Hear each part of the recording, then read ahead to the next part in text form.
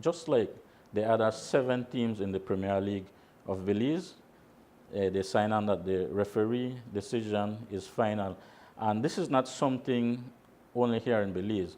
The International Football Association Board, which governs the laws of football, they are a British board that was given the mandate by FIFA many, many years ago to look at the laws and come up with new regulations and new laws for football.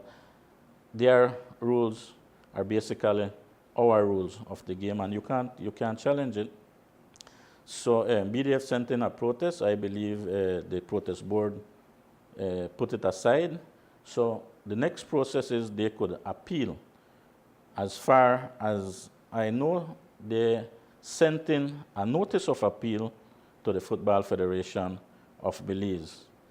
I have been advised by the General Secretary that he wrote them, and I saw a letter back and saying, okay, you've sent in your notice.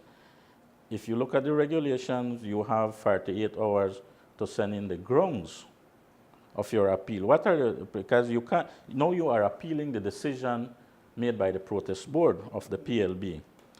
What are your grounds for the appeal? Please send that in, and please send in your petition. What is the results that you want to see?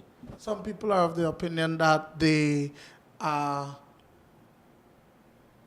games, the tournament was not to continue, that there would have been maybe a delay in the games until this protest notice fully trashed out or dealt with. But the game still continued on Sunday. B.D.F feels that that is not acting in good faith. Any comments, sir? Well, all I could say at this matter is that it's a tournament we're playing. There will be protests, but because one team protests, we cannot stop the tournament. Remember, if we would have stopped the tournament, intervened and stopped the tournament, there are other matters that would have to be dealt with. The Bandits Football Club was still part of the tournament. Verdes was still part of the tournament. These, we have to accept, are the 2 biggest clubs in the league at this point when it comes to professionalism and the paying of their players.